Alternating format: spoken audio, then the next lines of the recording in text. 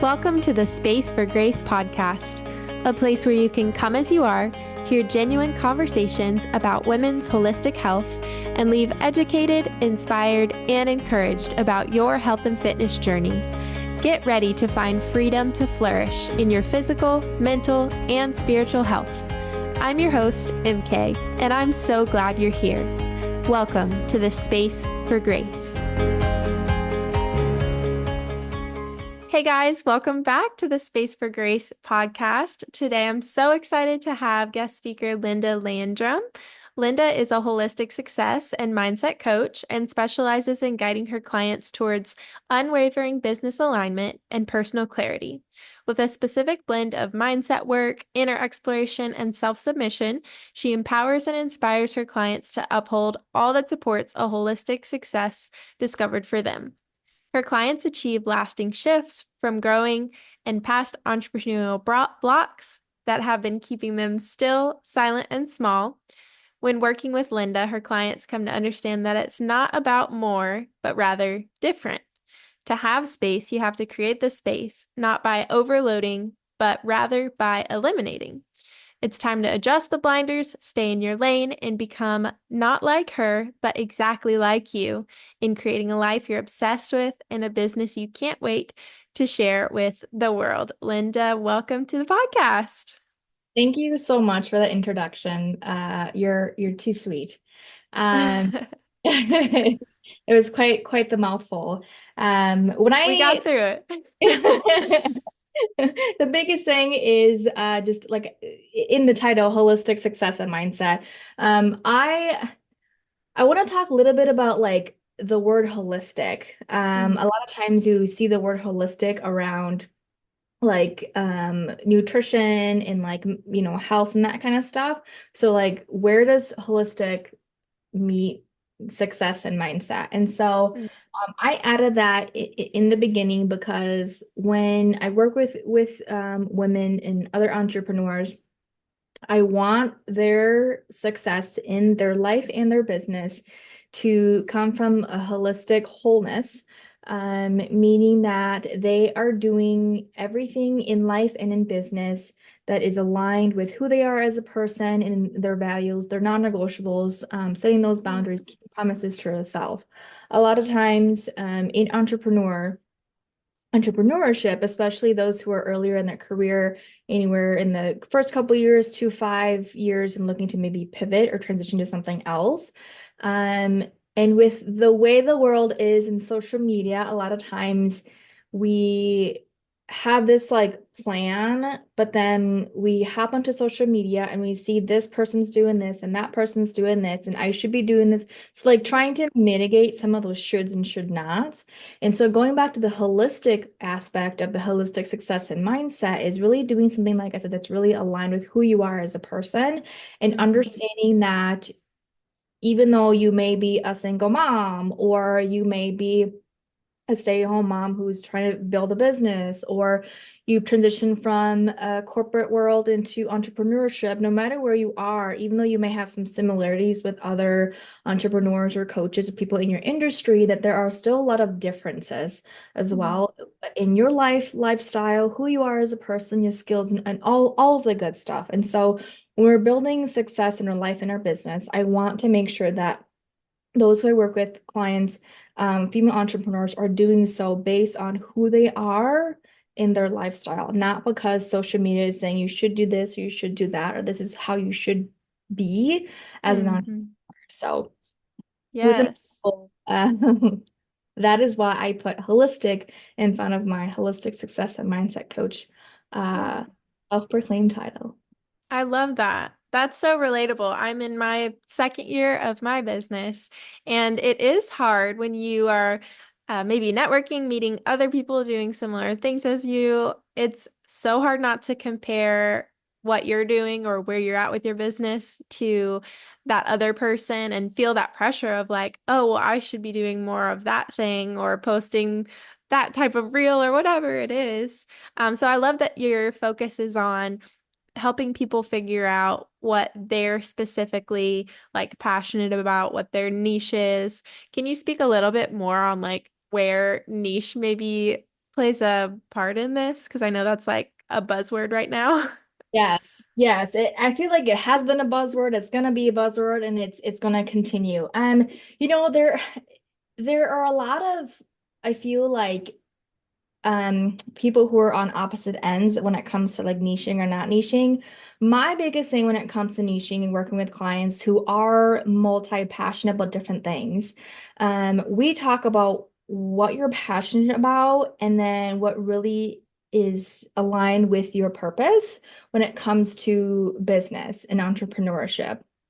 And so when if I have a client who's like, well, I have so many passions in all of these things, how am I supposed to niche down? I want to talk about all these different things all at the same time. How do I niche down or narrow something down? And my biggest advice and guidance there is to again go back and do a little bit of a self audit. Like where are you as far as lifestyle? Where are you? What season of life are you in? Season of business are you in? Mhm. Um, where's your energy? Where's your time? Because if we are so dedicated in five different things, we can't truly focus and be a quote unquote expert or support somebody in that particular area. And so for example, if I had somebody who is in the health and fitness industry and they love talking about nutrition, but they also talking about holistic eating, they love talking about all these different topics, workouts, which they all do work combined together. But if they don't have, they're not narrowing down their audience or their target.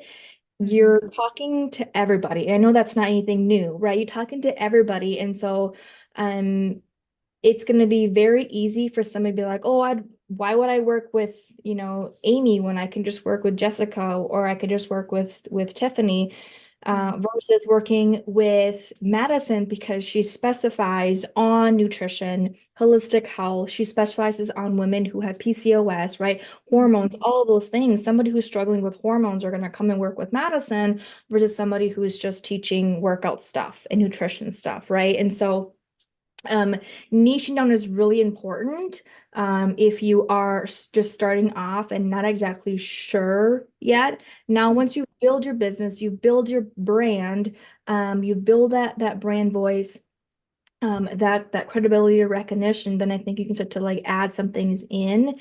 But Mhm. early on, I feel like it's more challenging. Now, sometimes it feels really limiting. I get that a lot from my clients. I feel like they're being limited, or by niching down, they're then not able to reach these other audience. But Mhm. again, you just have to really come back and hone in on your energy, and what do you have time for? Especially again with the social media, right? You should be doing this, you should be doing that, posting 5 times a day, whatever it is, Mhm. you're going to be so pulled, right? And as we Yeah. talk entrepreneurship and business, I also really focus on integrating life as well. And so where are you in your social life? Where are you with family? If you have a family, and your business. Sometimes we talk about work-life balance. There really is no work-life balance. Mhm. I'd say work-life integration, because sometimes you're going to have a season where it's just hustle and grind. And then you're going to have a season where it's more just kind of maintenance in the background and you're really focusing on more life and family. And so, um, all in all, niching down, it really depends on where you are, energy-wise, focus-wise. Yeah, that's a great point. And I have to remember too, like maybe I'm niching down on social media to reach that target audience, but that doesn't mean if I meet someone else who I can help, like then they get to know me and all I have to offer. So you can still offer other things too, but specifically for social media, that's really good advice. So, so important. I Yeah, know for me, go ahead. I was gonna ask, like, one of the things that is difficult for a lot of, I think, women in business or thinking about starting a business is just lack of confidence in themselves, like lack of self-esteem that they know enough and are gonna be able to do it. How do you help people who are just struggling with that lack of confidence? Yeah, I would say that the most simplest thing in concept to understand is you just have to be 1% further along than who you're trying to help. Mm. 1% further along than somebody you are trying to help. Because anybody can be an expert in anything, and nowadays it's not so much the lack of knowledge or the lack of access to knowledge, because you can jump on YouTube, you can jump on the Google and learn anything you want and be an expert in anything. And a lot of times it just comes to perspective, and really you learn something and then we paraphrase it or summarize it and then just reteach it to other people, right? Because you and I can sit in the same class to learn something about business. And we're each going to take away different parts of what that speaker said. And then we're going to go into our own businesses. We're going to regurgitate in what we took in our perspective of that. Um, and Mhm. so just remembering that as long as you are 1% or so in ahead of who you're trying to coach, and confidence, it's not anything new. People say confidence, you can't really just wake up tomorrow and have confidence. It takes a lot of practice. And the practice to be more confident is to show up. Mm. You can make the to-do list, you can research of how to build a business, you can read all the books, you can listen to all the podcasts, go to all the free workshops of how to be a better business owner. But if you're not doing the thing, if you're not showing up and doing the business, failure in all, um, you're gonna struggle with that imposter syndrome if all you're doing is doing the research. Mm. Uh, One of the biggest and most easiest analogy is if you are trying to run. Um, if you want to run a marathon, put on some shoes and go for a run, right? Researching a pair of shoes, researching how to run, or the clothes that you should be wearing to run a marathon, or the different marathons you want to sign up for isn't going to help you isn't going to help you run that marathon, if that's what I'm trying to say. So Mhm. showing up, doing the work, and doing the things that you said you would do, that builds confidence. Mm-hmm. Yeah. Actually getting started. I feel like for so many people, they have all these great ideas or all of these different passions, and you can get so overwhelmed by just the big picture that they don't just do one thing to get started that's a practical like action step. So, Mhm. yes, everything you just said, yes, you just And I think gotta start people somewhere. so hung up on knowing where to start and so hung up on where to start, especially if somebody who has a lot of passions, like you said, or is multi-passionate. And the other Mm. thing that I help guide my clients in it, as far as trying to figure out what to start, where to start, how to niche, as you were just talking about a little bit ago, is, you can be passionate in all kinds of things, right? I'm passionate about my son. I'm passionate about podcasts. I'm passionate about mindset. I'm passionate about eating healthy. I'm passionate about, at one point, making jewelry. I'm passionate about photography, but I'm not going to build a business of photography. I'm not going to build a business in making jewelry, all of those things, right? And as Mhm. you're deciding what you want to niche down or what kind of business or where to start, I think it's also important to do an audit of, again, your life and lifestyle, and that career that you want to go down. Because if you have a career, for example, I'm just going to share an example. I love photography at one point, loved it, enjoy it. But then I come to realize that it doesn't align with my lifestyle that I want to have. It doesn't align with my goals and values, because as a photographer, doing families and weddings meant I was going to be gone a lot of the weekends, if not every single weekend of every month, especially during a busy season. Well, I don't want to work weekends. I want to be home and spend time with my family on the weekends. Therefore, even though I love photography, I'm not going to pursue that career because it's going to take more than what it's going to give. And I've been there, done that, and I don't want to go back. So again, doing a self audit, and figuring out where to start. Yeah, definitely.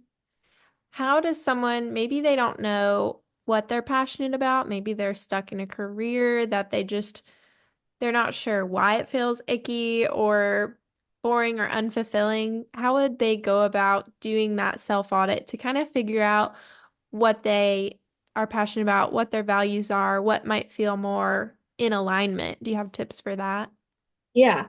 So starting a self-audit is figuring out why you are feeling a little bit pulled, why you're feeling a little bit stuck, and then just understanding your emotions, right? The biggest thing when it comes to mindset is awareness, being aware that like I'm not happy here. I'm becoming somebody who I don't enjoy. And so I'll share an example here. I transitioned into entrepreneurship from law enforcement. I was in that for 3.5 years. When I was in Minnesota. Before law enforcement, I had spent 13 plus years getting into law enforcement with school, education, certifications, working in positions that are basically going to help me get into law enforcement and get hired right away. So I pretty much, like I said, spent damn near my whole life getting into the career. I had friends. I was so integrated into the career. It's not like I didn't know what I was getting myself into. I got hired, loved it for the first year or so, and then started to feel a shift. And again, the biggest thing when it comes to mindset and shifting and success and happiness and all the things is awareness. And so I started to feel that I am becoming somebody who I didn't like, meaning I was negative all the time. All I did was bitch and complain. I hated going to work. I didn't want to be at work when I was there. I hated working overnights, and I was working overnights. Mm, Um, the way the company and the city, um, j just the way the department was, like I had a good time, but in all, it didn't really align with who I was as a person and what I wanted to do in that position as a police officer.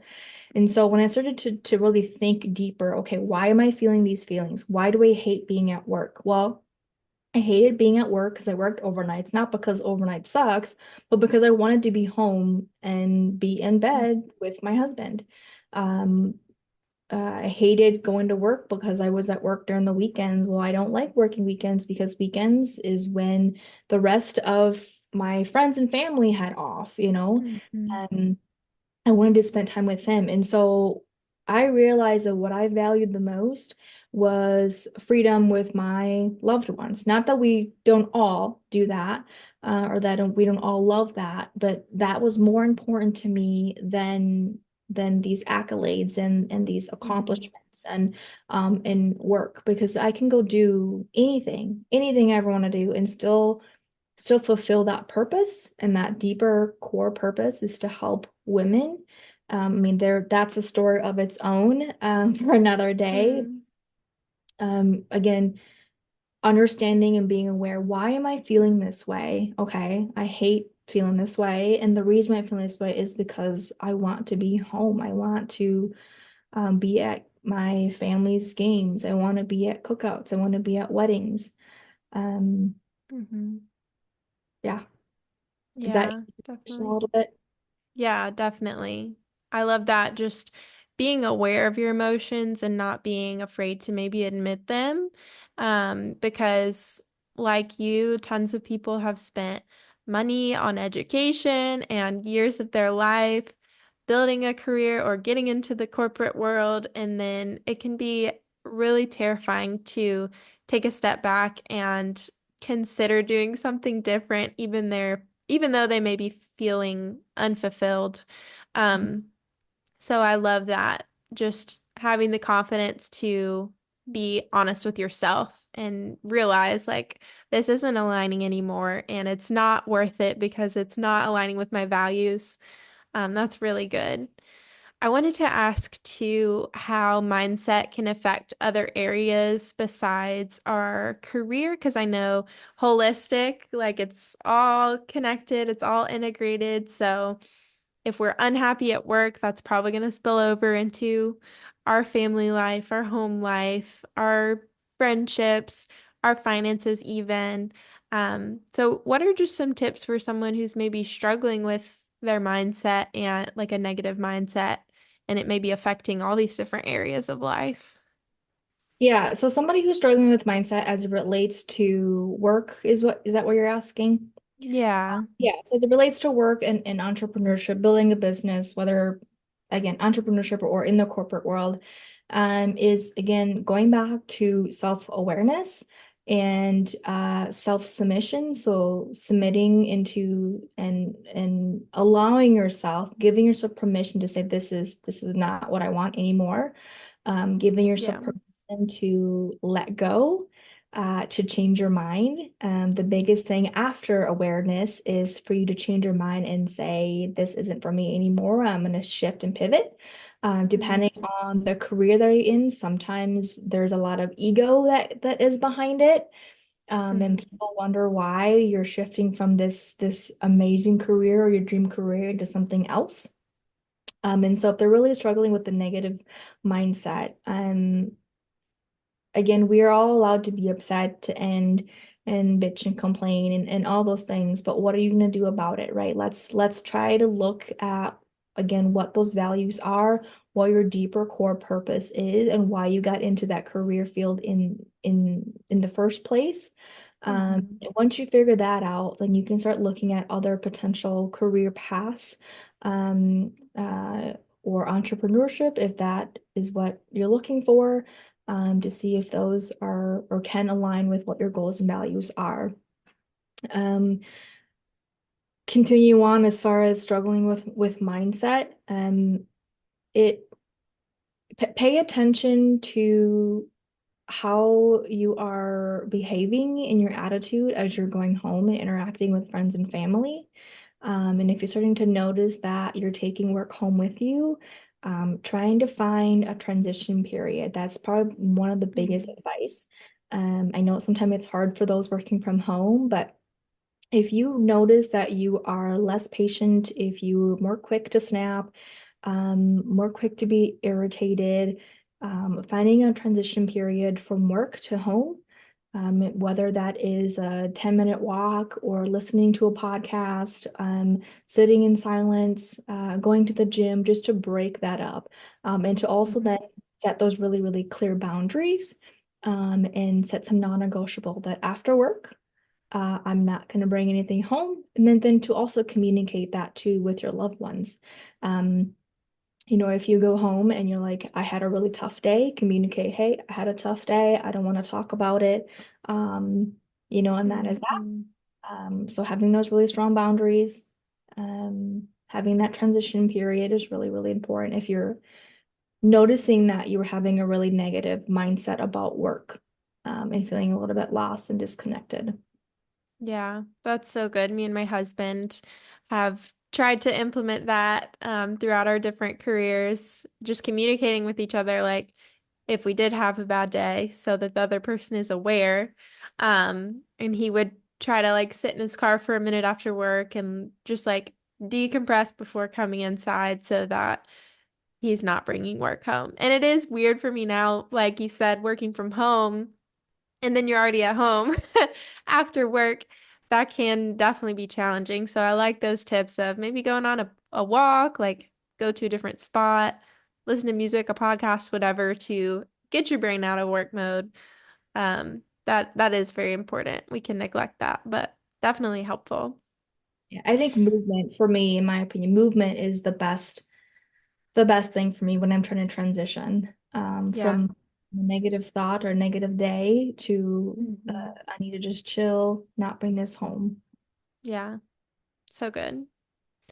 So I know that you have shared with me a little bit about your own health journey, and you have an incredible story. Maybe we'll have to talk a whole other podcast on just PCOS and your journey with that.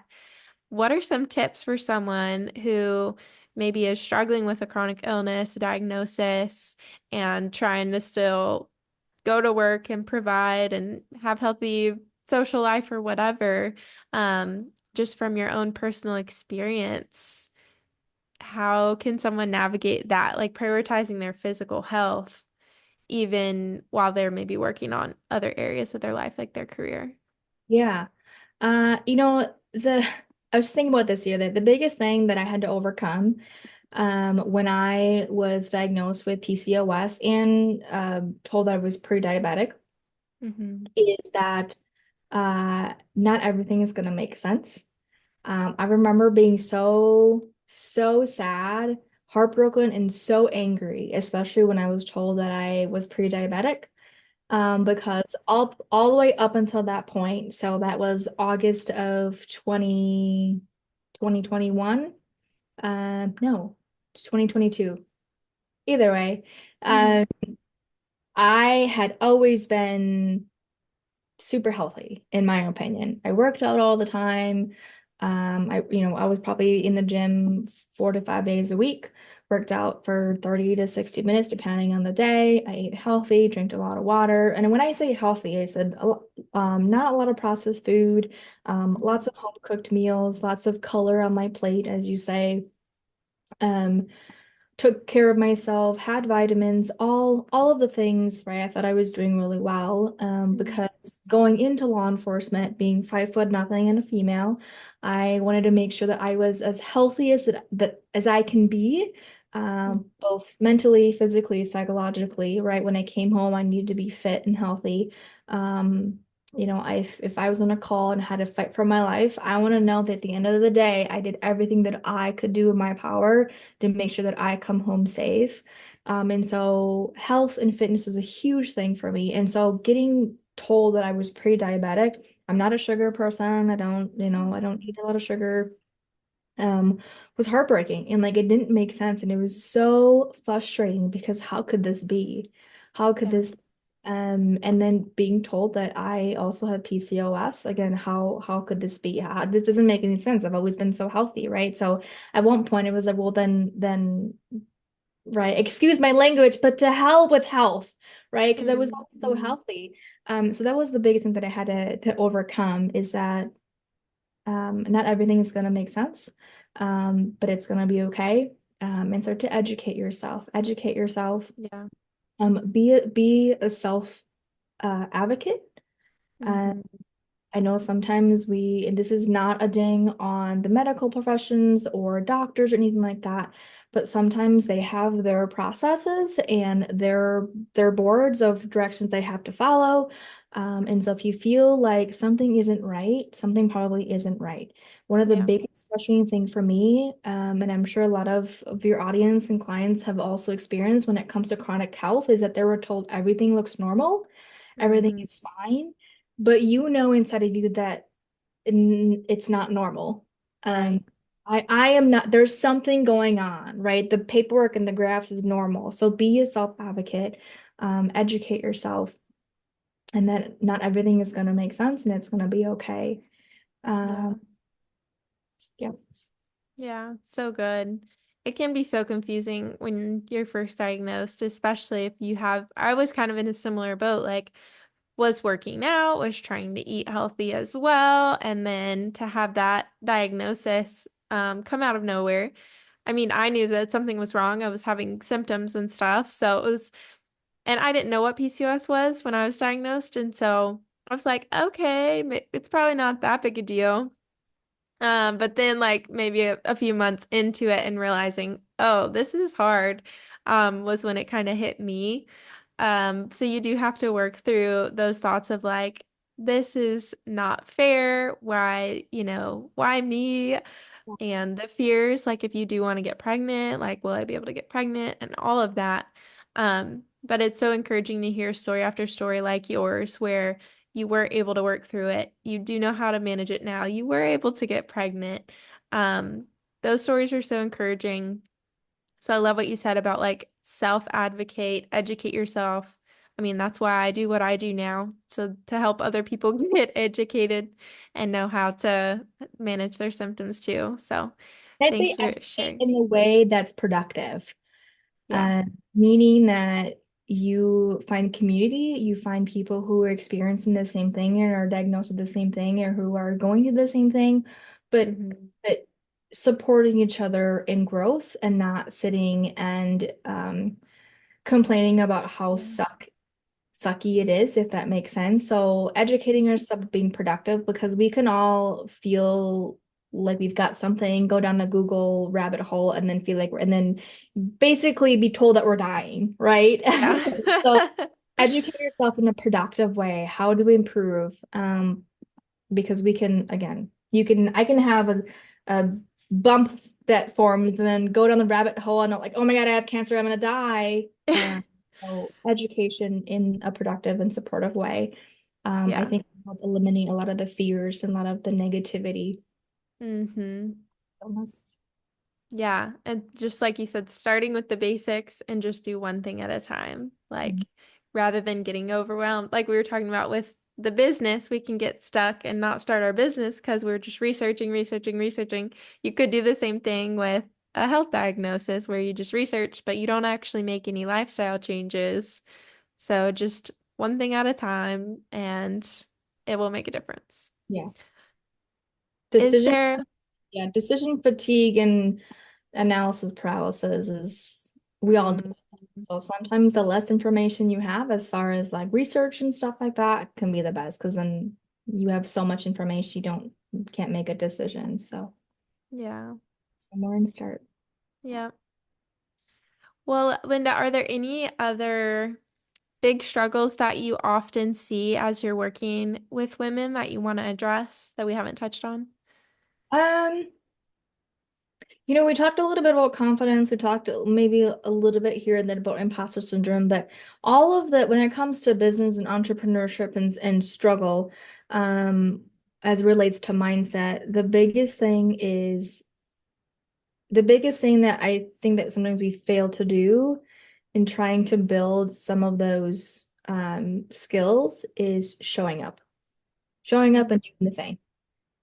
Yeah, Um, we're gonna say we're gonna do the thing, talking about doing the thing, telling somebody you're gonna do it, post on social media that like that you're going to do this isn't doing. And I experienced that myself. mhm. But having the tools and the awareness to say, okay, I'm procrastinating. I'm just Yeah, procrastinating. And understanding why you're procrastinating, right? Is it fear? Is it feeling like you're not enoughness? Um, and Mm. remember that no matter where you are in your journey, whether you're year 2, year 5, year 10, we all go through those phases. Um, Definitely, but growth is having the proper tools and being able to pull yourself out of those moments. for sure. Well, Linda, thank you so much for this conversation today. It's been super encouraging, super helpful. So thanks for being here. Of course, anytime. And it was my pleasure to be on. Hopefully your audience and listeners can take away a couple things from this call and from this chat. Definitely. I think so. And I'll share all your links and resources in the description. So everyone be sure to check that out. Thank you so much for listening to today's episode of the Space for Grace podcast. Be sure to check out the description for any links or resources that were mentioned during this episode. And if you enjoyed this podcast, be sure to subscribe, share with a friend, and leave a review. I hope you're leaving today educated, inspired, and ready to flourish. This is Space for Grace.